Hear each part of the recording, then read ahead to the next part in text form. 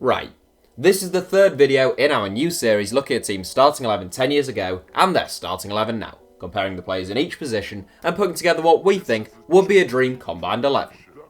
We have previously looked at both Manchester United and Liverpool's 2009 teams versus their current ones, and today we turn our attention to Barcelona. Much like with Liverpool, there are many similarities between Barcelona's current season and their one 10 years ago.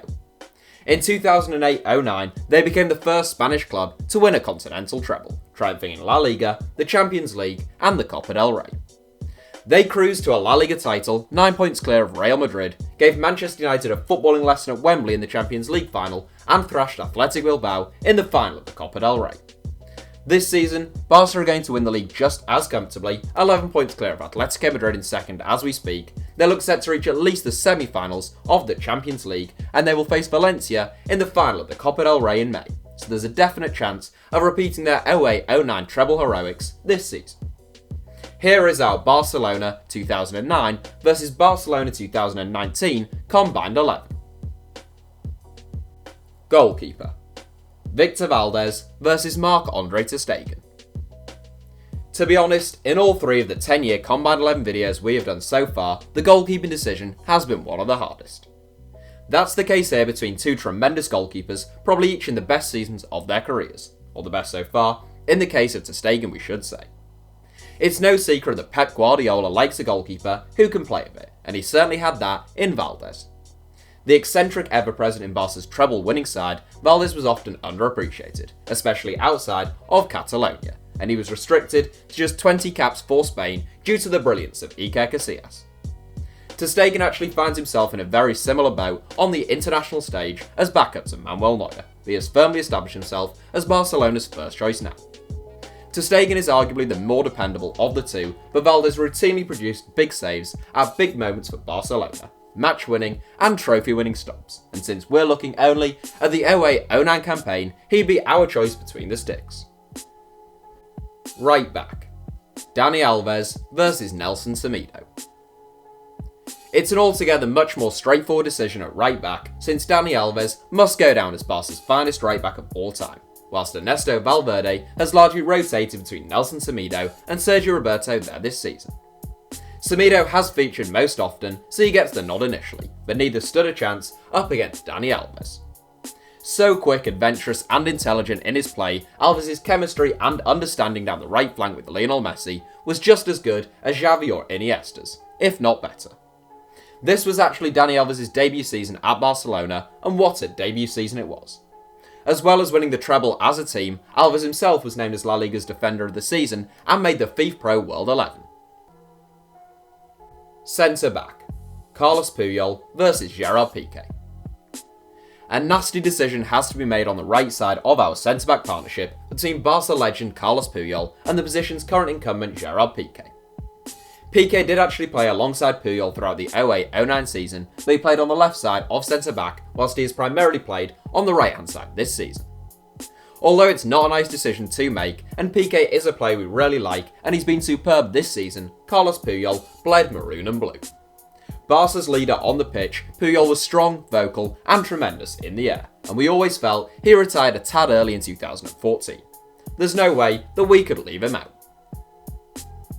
Centre back: Gerard Piqué versus Clément Lenglet.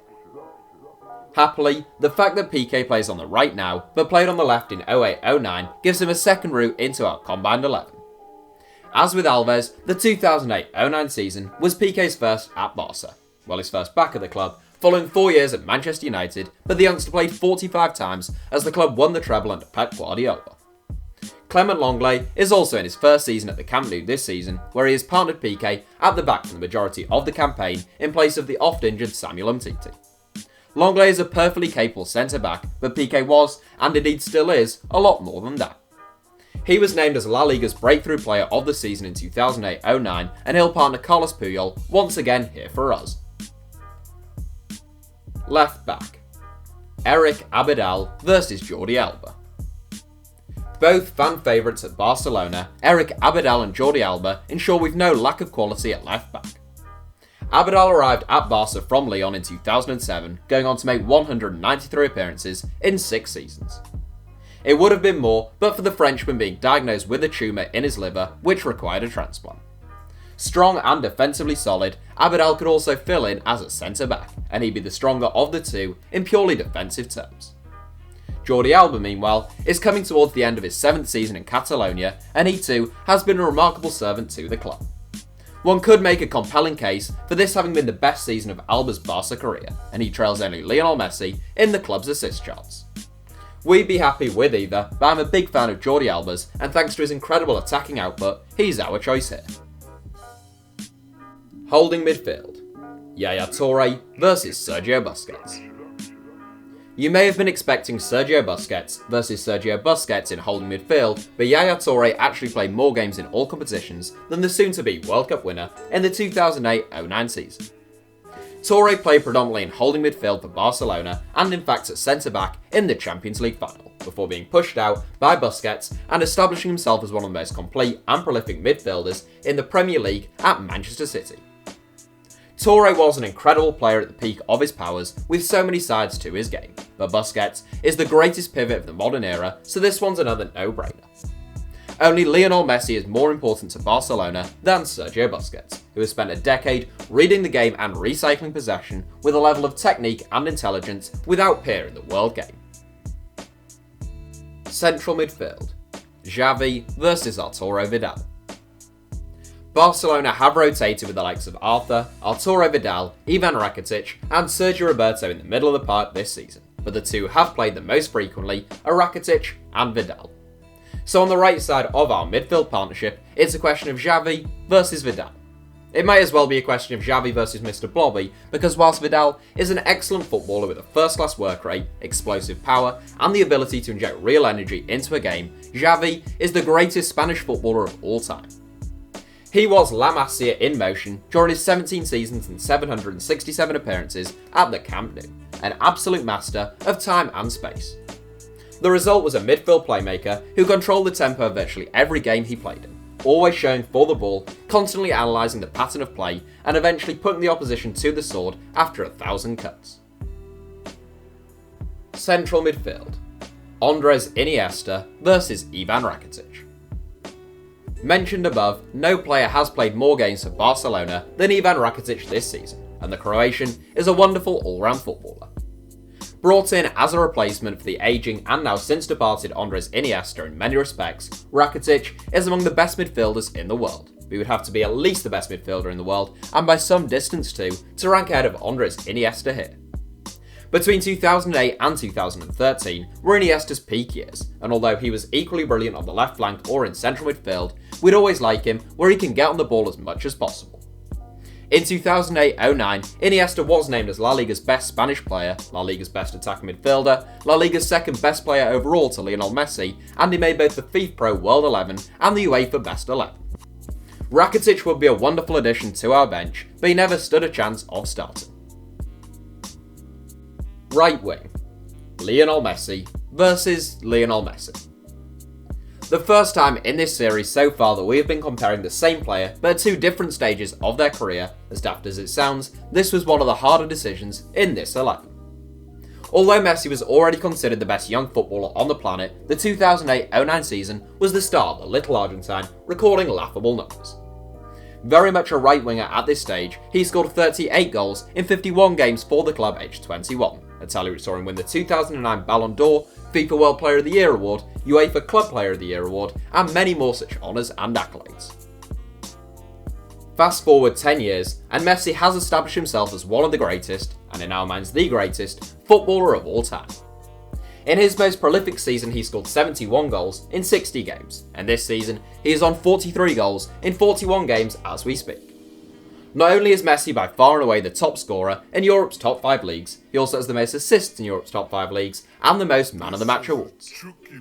Messi moved into a central role under Pep Guardiola following the 2008-09 season, and he spent much of the previous 2 seasons basically playing as an attacking midfielder. He's primarily been deployed back on the right flank this season though, and it's 2019 Messi over 2009 Messi that's our choice here. Messi is obviously a fantastically gifted individual, but he has worked incredibly hard on his decision making and free kick taking in particular over the last 10 years, and he is a much more complete player now than he was then, despite having been a Ballon d'Or winner. Left wing, Thierry Henry versus Philippe Coutinho. The thing with this 11, as opposed to the previous two that we have done, is that there are no real weak spots whatsoever. Even if you went with the opposite of what I think, and the players who I would consider to be the weakest of the two in every position, you'd still have a team that was more than capable of winning the Champions League, which probably wouldn't be the case with any other club. On the left wing, Thierry Henry and Philippe Coutinho are very different but both brilliant footballers. Coutinho gives you craft, guile and creativity from wide areas and loves to cut inside onto his right foot, whilst Henry was far more attack-minded, also often looked to come inside, but typically with the sole intention of finding the back of the net. From having been the absolute starman at Arsenal to just a world-class cog in a world-class Barcelona team, this was the best of Henry's 3 seasons at the Camp Nou, scoring 26 goals in 42 games from the left flank. These two give you different options, but I'd have to go with the Frenchman. Centre forward, Samuel Eto'o versus Luis Suarez. The hardest decision in this 11, along with the first choice as goalkeeper, is the last choice with regard to who should be our starting centre forward. For their all-round game, it'd have to be Suarez, who is smart, bullish, creative and hard-working. But for sheer brilliance in front of goal, Eto'o is the undisputed first choice. The 2008-09 season was Eto'o's last at Barcelona, supposedly having struggled to win favour with Pep Guardiola, and the Cameroon legend bagged some 36 goals in 52 games, just 2 shy of Lionel Messi.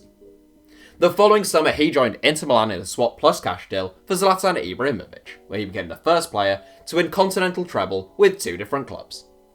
Luis Suarez has actually been even more prolific than Eto'o was at Barcelona, albeit not this season, and it's these 2 campaigns that we are comparing. My head is saying Suarez, but my heart is saying Eto'o, and since Messi, Henry and Eto'o were the most prolific attacking trio in La Liga history, bagging a combined 100 goals in the 08-09 season, I'm going with Eto'o for this one. The team, plus manager and substitutes. It was suggested in the comments section of some of the previous videos in this series that we should also have a quick look at the managers and a potential bench. Given the choice of Pep Guardiola and Ernesto Valverde, I don't think anyone will be too surprised when we go with Guardiola as the man to orchestrate our incredible starting 11. As for the subs, a balanced bench made up of the best of the rest would have to be Marc-Andre ter Stegen as backup to Victor Valdes, 2019 Gerard Piqué as our reserve centre-back, Eric Abidal for cover at fullback, Yaya Toure, who can cover a number of positions, the excellent Ivan Rakitic, obviously 2009 Messi, who you could probably bring on for Henry or Eto'o 5 seconds into the game, and finally Luis Suarez, who came so close to making our starting 11. To recap, our combined Barcelona 2009 and 2019 starting 11 reads like this: Victor Valdes, Dani Alves, Carlos Puyol, Gerard Piqué, Jordi Alba, Sergio Busquets, Xavi, Andres Iniesta, 2019 Lionel Messi, Thierry Henry and Samuel Eto'o. That means there are only 3 players from Barca's class of 19 and 8 from 09, all marshalled by Pep Guardiola. That's it for today's video. Please do let us know which clubs you'd like to see us look at next in the comments, or give a quick like to the suggestions you like best so I know which are most popular. Do also obviously subscribe to HITC Sevens, it would seem careless not to, and turn on notifications if you're a real legend. Thanks for watching, give us a like if you enjoyed the video, and have a great day.